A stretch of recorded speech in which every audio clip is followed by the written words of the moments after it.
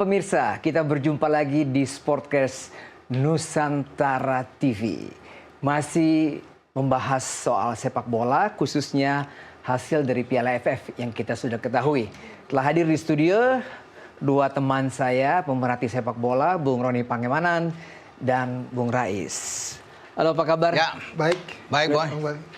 Kalian berdua memang teman lama ya? Ya, kita selalu lama dengan Rais ini. Bos saya. Wais, jangan begitu dong. Janganlah. Kita kawan, akrab. Oh, jadi memang sudah saling mengenal. Ya, udah lama, iya. Oke.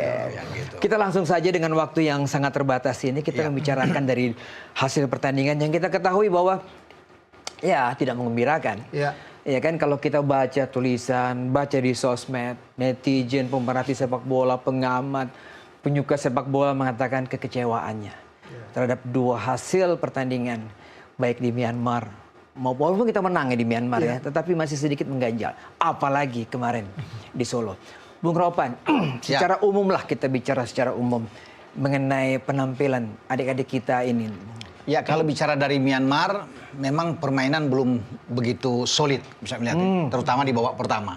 Ya. Salah-salah passing masih kelihatan, kan wajar juga, mereka kan tidak berkumpul lebih dari 2 minggu. Ya, setelah 1 minggu di Bali. Dan ini kan anak-anak muda yang baru pertama kali mereka disatukan oleh STY. Tapi kita mendapatkan hasil yang oke lah. Ya, kita clean sheet, masih bisa membuat 1 gol. 3 poin itu kan penting, terlepas dari segala kekurangan. Ya.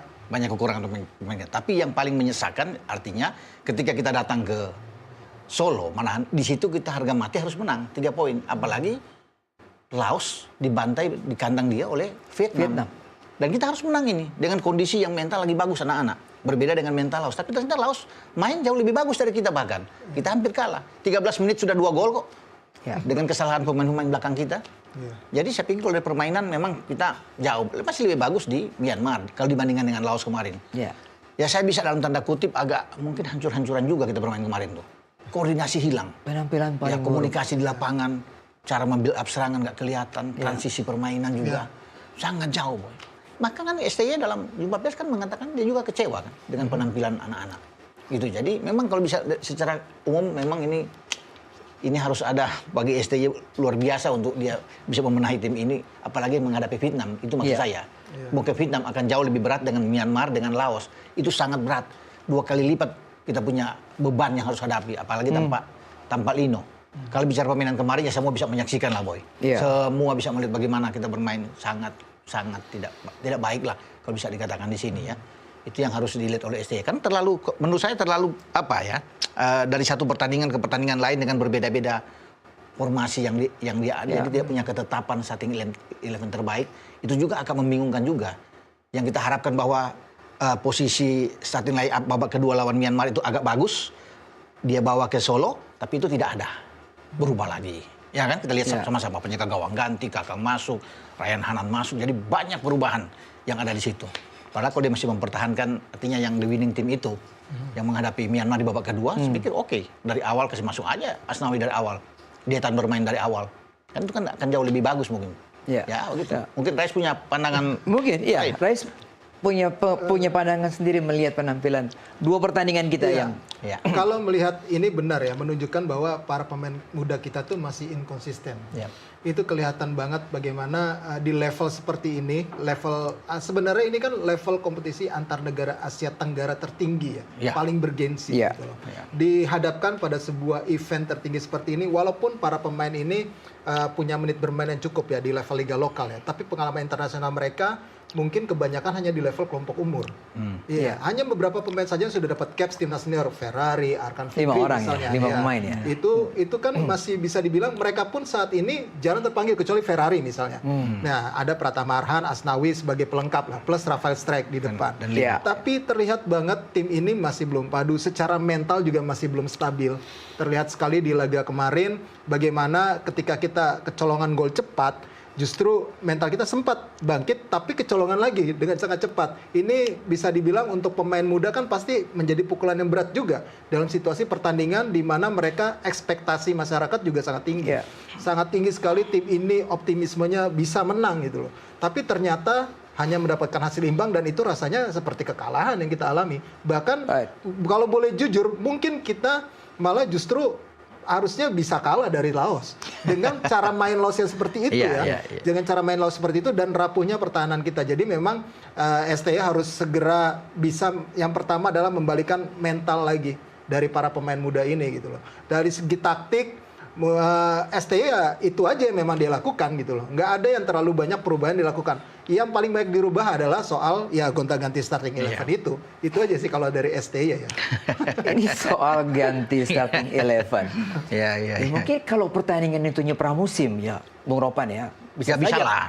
Pelatih melakukan pergantian eksperimen. Tapi ini adalah yang tadi, ini kasta tertinggi di Asia Tenggara, Bung Ropan. Dan ini kan semacam sebuah turnamen, bukan pramusim. Pramusim memang wajib. Kalau pramusim wajib seorang pelatih itu merotasi pemain. Itu memang harus untuk bisa melihat. Tapi kalau sudah masuk ke turnamen, apalagi seperti ini, apapun yang harus katakan, dia harus punya pemain-pemain yang starting 11 yang menurut dia itu terbaik. Bukan aja coba-coba untuk masuk, pertandingan ini aja bermain. Nanti saya kasih masuk 3 lagi yang baru pertandingan. Nggak mungkin. Karena bagaimanapun kan ekspektasi dari masyarakat kan tinggi terhadap tim ini. Apapun itu, apalagi kita dari awal kita harus ke final. Bahkan mungkin bisa juara dengan tim ini. Ya, kita tidak berpikir secara realistis bahwa Thailand tim yang bagus. 2 edisi terakhir juara di AFF. Apalagi dengan Vietnam. Untuk menghadapi AFF saja mereka sambil berlatih di Korea. Dan menghadapi klub-klub bagus loh di Korea. Jeonbuk dan segala macam. Dan mereka menang loh. Jadi mereka memang siap benar-benar untuk menghadapi AFF ini. Nah kita, saya pikir ya kalau dengan cara seperti ini STY terus bisa bermain dengan gonta-ganti, sulit bagi kita. Jadi bisa kita simpulkan bahwa Laos berkembang cukup pesat, sementara kita stagnan, begitu? Iya, bisa dibilang begini, kalau dari sisi sekarang, kalau kita dibilang stagnan juga tidak kalau berkaca dari kualifikasi Piala Dunia. Kita lihat Piala Dunia, pemainnya beda. Permainnya berbeda. Tapi Laos, Kamboja, kalau lihat Kamboja kemarin juga bisa menahan imbang Malaysia. Ini tentunya sebuah kejutan juga, di mana 2 negara ini memang sedang mencoba membangun kembali sepak bola mereka. Ya, contoh misalkan pemain kita rela untuk bermain di sana, Brilian Aldama, mainnya di kompetisi Laos. Karena mereka dapat jatah di kompetisi antar klub Asianya juga lumayan gitu loh. Untuk ukuran level seperti Laos. Yang bisa dibilang mungkin dia selevel dengan Brunei, kemudian Timur Leste gitu. Tapi sekarang Laos sudah lebih berkembang dan mereka juga menurunkan cukup banyak juga pemain muda sebenarnya di AFF kali ini. Jadi memang dengan pelatih asal Korea, Ha Hyuk Jun yang mereka rekrut ini, mereka ingin mencontoh Indonesia sebenarnya untuk membangun etos kerja bagi para pemain mereka. Dan itu terbukti bisa dibilang sejauh ini berhasil. Kemarin lawan Vietnam pun mereka mampu menahan loh di babak pertama. Tidak kebobolan. Jadi ini suatu indikasi sebenarnya tim ini bukan tim yang ecek-ecek sebenarnya. Walaupun akhirnya di babak kedua mereka kalah kebobolan. Tapi ini membuktikan bahwa mereka bukan tim ecek-ecek. Terlihat lagi, terbukti lagi di laga kemarin mereka mampu melakukan kontra strategi yang tepat menghadapi serangan yang dilakukan oleh STY. Mereka sudah yakin pasti STY bakal tampil nyerang.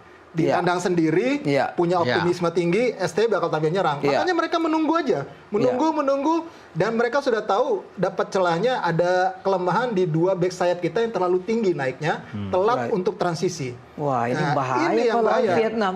Vietnam. Kalau kita main middle defense di tengah gitu, sangat berbahaya. Bung Ropan, perhatikan tidak bahwa 2 gol yang diciptakan oleh Laos itu hasil dari transisi yang cepat, dan kepintaran, kecerdasan pemain-pemain Laos, dan kelengahan pemain kita, khususnya 2 back belakang yang berubah loh.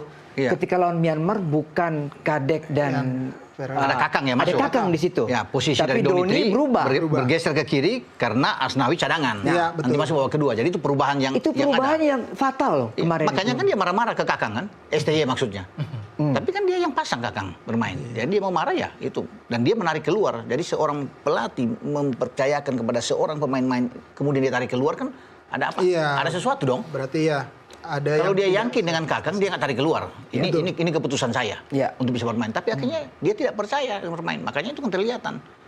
Dia marah-marah dengan, dan itu gol kan terlalu tinggi, Reis. Naiknya terlalu tinggi. Dan gol mereka kan bukan datang secara kebetulan, atau lemparan ke dalam atau set piece. Bukan. Nggak ada. Mereka tertata dengan baik. Murni strategi itu. Bagus strateginya. Jadi mereka membangun. Kualitas gol Laos itu jauh lebih bagus daripada kita. Bisa dibilang seperti itu ya. Secara skema cetak golnya seperti itu. Mereka benar-benar menunggu, sabar, terus dapat momen yang tepat dan berkali-kali dari sisi sayap yang memang kita lemah ya. Sementara kita dari set piece lemparan ke dalam, terus beberapa kali ada momen ke mulut golnya si Kadek. Ya tentunya ini menjadi catatan ya bagi kita bagaimana untuk bisa tampil lebih baik lagi secara chemistry tim ini dan lebih solid lagi di belakang. Saya juga kaget ya, justru kita dapat pelajarannya itu rapuhnya ketika lawan Laos, bukan lawan Vietnam besok. Ini sebenarnya mengejutkan ya, melawan tim seperti Laos, kita justru dapat pelajaran berharga yang menyakitkan bisa dibilang, kebobolan sampai 3 gol. Jadi nggak penting, Bung, ball possession kita yang kemarin bisa 70. Dari semua aspek kita unggul. Dari semua aspek kita unggul. Tapi kita tidak memiliki finishing yang bagus. Terakhir kita bahkan 66% terakhir. Ya, mereka mungkin 34%. Kita bisa menembak sampai 24 kali loh. 24 tembakan mungkin ada 9 on target, cuma 3 dapat gol. Ini menarik ini. Laos cuma 12 tembakan, 3 on target, 3 gol. 3 jadi gol. Iya. Serangan 3 gol. Dari corner kick kita kalah, ya, semua dari akurasi oponen kita juga kita menang, ya. Corner kita menang semua sama dia. Tapi kan itu bukan menggambarkan bahwa dengan unggul semua aspek kita akan memenangkan laga. Buktinya Laos lebih rapi dalam hal bermain kan. Dan mereka bisa hampir mengalahkan kita. Benar. Iya. Gitu. Koordinasi kita tidak ada. Tidak ada koordinasi. Ya, benar. Khususnya di tengah ya. Kalau kita bicara Arkan Fikri dan siapa ada Raihan juga kan? Faris, Ya. Raihan Fanan, Raihan Ranan ada sana. Ya itulah apa namanya gini. Ada yang bilang kemarin STY kok mainnya hanya counter attack ketika di kualifikasi Piala Dunia ya. Itu pilihan dia. Pernah kita main menyerang secara total tapi kalah sama Cina. Kita kalah 1-2 sama Cina di kandang China. Waktu itu kita main lebih bagus dari China. Dan kita unggul secara ball possession. Secara ball possession, tapi kalah akhirnya karena kesalahan back dan itu terulang lawan Laos. Ketika kita main total football dalam tanda kutip ya, ibaratnya itu kita main menyerang dan dengan garis pertahanan tinggi kita rapuh. Nah, ini ada masalah berarti dalam sisi evaluasi yang dilakukan oleh ST ya harusnya. Dari sisi pertahanan kita 2 kali dia digituin oleh lawan sama China sama Laos ketika bermain menyerang. Berarti kan secara sistem pertahanan yang dia bangun ini masih ada kelemahan yang sangat mudah untuk dimanfaatkan, dieksploitasi oleh lawan. Ini yang menjadi evaluasi. Kalau dari sisi penyerangan dari kapan tahu memang jadi kelemahan kita. Soal finishing, soal clinical di lini depan itu memang jadi kelemahan kita. Dan itu terlihat lagi di anak-anak muda ini. Oke. Wah, menarik ini. Coba nanti kita lebih dalam lagi Bung Ropan, Bung Rais. Tapi kita break dulu. Setelah pariwara kita akan kembali.